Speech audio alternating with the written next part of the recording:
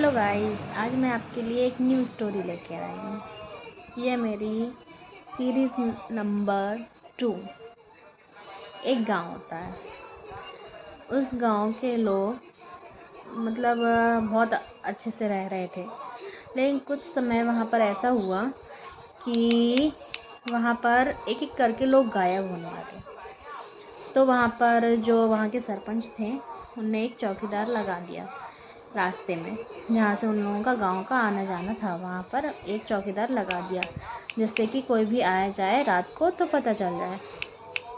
फिर क्या होता है कि एक दिन वो चौकीदार चौकीदारी कर रहा होता है। सब पूरा गांव में अंधेरा होता है, सब लोग अपने घरों के अंदर होते हैं। एक अनजान व्यक्ति लालटेन लेके कहीं जा रहा होता है। तो वो जो चौकीदार होता है लंबा चौड़ा, वो एकदम से उसको पीछे से टोकता है कि आप कौन हो और कहाँ जा रहे हो।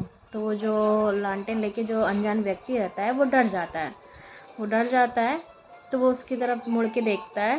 फिर वो बताता है कि मैं एक बैंड वाला हूँ और मुझे एक शादी में बैंड बजाने के लिए जाना है, इसीलिए मैं रात को जा रहा हूँ। तो जो वो चौकीदार रहता है वो कहता है नहीं नहीं, तुम यहाँ से नहीं जा सकते और यहाँ पर बहुत खतरा है, आप रात को कहीं नहीं जा सकते, आप अपने घर जाओ, आपको कहीं नहीं जाना है।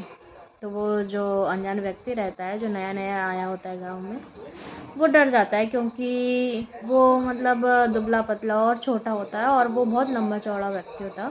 तो वो डर जाता है और वो अपने घर लौट जाता है। फिर दूसरा दिन होता है, उसको दूसरे दिन भी जाना होता है रात को ही। तो वो ये सोचता है कि अगर मैं उसी रास्ते से गया तो वो व्यक्ति मुझे फिर रोकेगा और फिर नहीं जाने देगा। तो अब क्या करा जाए। तो फिर वो एक चोर रास्ता होता है जिस पे लोग कम आते जाते हैं, तो वो फिर जाता है उस चोर रास्ते से, और उस चोर रास्ते से वो निकल जाता है। और वो ये भी बोलता जाता है साथ में कि देखो तो लोगों ने इस चोर रास्ते पे तो कोई चौकीदार रखा नहीं, इस पे तो कोई ध्यान ही नहीं देता है। और वो जो बैंड वाला होता है वो जंगल के रास्ते से चला जाता है। अब दूसरे दिन सुबह उसके बाद उस बैंड वाले के घर के जो लोग होते हैं, उसकी बीवी होती है, वो बहुत परेशान होती है। पूरे गांव वाले लोगों को बुलाती है कि मेरा पति आया नहीं है, पता नहीं कहाँ चला गया। तो जो वहाँ के सरपंच होते हैं और वो चौकीदार होता है और गांव के और भी जो लोग होते हैं वो सारे इकट्ठे हो जाते हैं।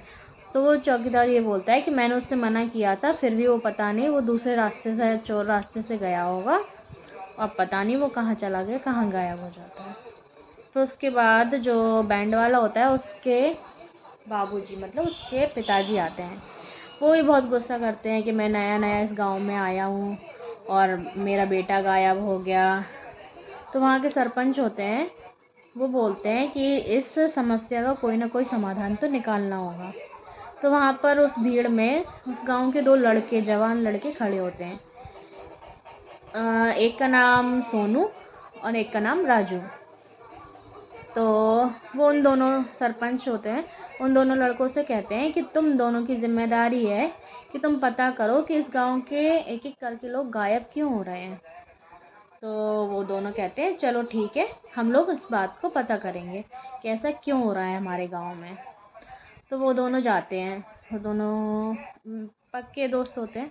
वो दोनों जाते हैं गांव में, और गांव के बाहर जंगल है, जंगल के पास जाते हैं। और फिर उनको याद आता है कि जंगल के बाद एक नदी है।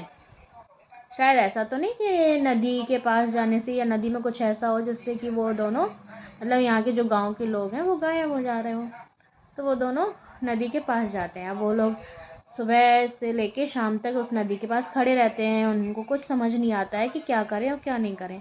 अब शाम होती है तो उसमें से एक को, सोनू को, भूख लगती है। तो वो कहता है मुझे भूख लग रही है और मैं आसपास कुछ देखता हूँ और कुछ खाने के लिए लेके आता हूँ। राजू तुम भी चलोगे? तो राजू बोलता है नहीं नहीं, तुम जाओ, मैं यहाँ देखता हूँ, मैं यहीं खड़ा हूँ नदी के पास।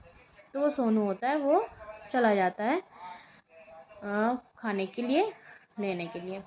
इसके बाद जो राजू होता है वो देखता है अचानक से नदी में से एक बहुत लंबा हाथ निकलता है उसकी गर्दन पर आके, और वो उसको नदी में ले जाता है, ले जाने लगता है। और वो उसी टाइम पे क्या होता है कि जो सोनू है वो लौट के आ रहा होता है, वो चिल्लाता है उसका दोस्त बचाओ बचाओ, तो वो लौट के आ रहा होता है, वो ये सारी चीज़ें देख लेता है।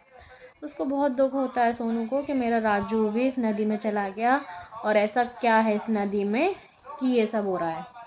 वो बहुत दुखी हो जाता है, वो जाके जंगल में एक जगह बैठ जाता है। उसी समय वहाँ पर एक अचानक से पंडित जी आते थे, मतलब ऋषि मुनि कोई आते हैं। तो वो पूछते हैं बेटा तुम इतने क्यों परेशान हो, तो वो पूरी कहानी बताता है कि मेरे गांव में ऐसा ऐसा हो रहा है। तो वो ये कहता है कि इस गांव के ऊपर एक चुड़ैल का साया है। उस नदी में एक चुड़ैल रहती है जो कि गांव वालों को एक एक करके ले जा रही है। क्यों ले जा रही है? क्योंकि उसको ये है कि अगर मैं 100 लोगों की बलि दूंगी तो मैं अमर हो जाऊंगी। तो वो कहता है कि सोनू तुम बहुत भोले हो, तुम देखो अपने दोस्त के लिए कितना रो रहे हो, कितना परेशान हो रहे हो, इतने गांव वालों के लिए परेशान हो रहे हो, उसका समाधान तो तुम्हें ही करना पड़ेगा। तो वो कहता है आप बताइए मैं क्या करूं। तो कहता है तुम अपने गांव वालों को ये सारी बातें बताओ, उसके बाद मैं बताता हूँ तुम्हें क्या करना है।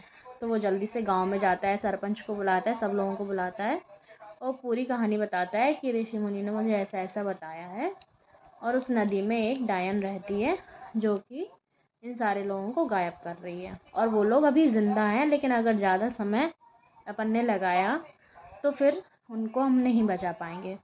तो वो सब लोग गांव के जो लोग होते हैं वो तैयार हो जाते हैं कि चलो अब हम उन लोगों को बचा के ही रहेंगे। अब वो लोग वापस जंगल में आते हैं। जंगल में आते हैं तो वो जो ऋषि मुनि होते हैं वो अपनी साधना में लीन रहते हैं। वो बैठे होते हैं और एक त्रिशूल लिए होते हैं। तो जो गांव के सरपंच होते हैं वो कहते हैं कि ये वही पंडित हैं, ये वही गुरुजी हैं। तो वो कहते हैं हाँ हाँ ये वही ऋषि मुनि हैं जिन्होंने मुझे बताया है। तो कहते हैं ये तो बहुत प्रसिद्ध हैं और इनको तो सब जानकारी है, इनके दर्शन होने मात्र से ही हमारी समस्या का समाधान हो जाएगा। इतने में ऋषि मुनि जो होते हैं वो अपनी साधना से उठ जाते हैं और वो एक उस लड़के को, सोनू को, एक त्रिशूल देते हैं। वो कहते हैं कि तुम ही इस तुम्हारा मन बहुत साफ है, तुम बहुत भोले हो, इस जो डायन है उसका वध तुमको ही करना पड़ेगा और तुम्हें ये त्रिशूल लेके उसके माथे पे लगाना होगा, जिससे कि उस डायन का वध हो जाएगा। तो कहता है ठीक है। फिर वो ऋषि मुनि गायब हो जाते हैं वहाँ से। अब जो गांव के लोग होते हैं वो छुप जाते हैं। वो कहते हैं कि जब तुम इशारा करोगे जब हम लोग आसपास जाएंगे तो तुम्हें मदद की ज़रूरत होगी, तो हम लोग आ जाएंगे।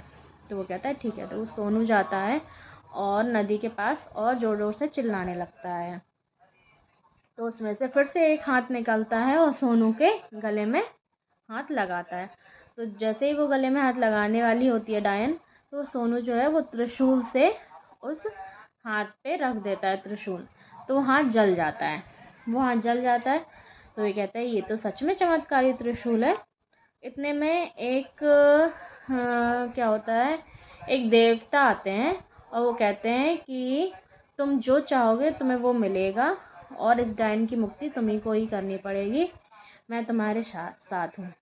बस इतने में ये सारी बातें सुन के डायन को गुस्सा आ जाता है और वो नदी में से बाहर निकलती है और वो सोनू को मारने की कोशिश करती है। इतने में जो गांव वाले लोग आते हैं वो सब लाठी वगैरह लिए रहते हैं, तो वो उस डायन को मारते हैं और जो सोनू रहता है वो त्रिशूल से उस के माथे पे वो त्रिशूल लगा देता है, जिससे कि डायन का नाश हो जाता है और जितने भी लोग गायब हुए थे गांव से वो सारे लोग बाहर आ जाते हैं। हमारी ये कहानी कंप्लीट हुई। आप बताइएगा कि आपको सबको ये कहानी कैसी लगी, ये स्टोरी कैसी लगी, और मैं आगे आपके लिए अच्छी अच्छी स्टोरीज़ लेके आऊँगी।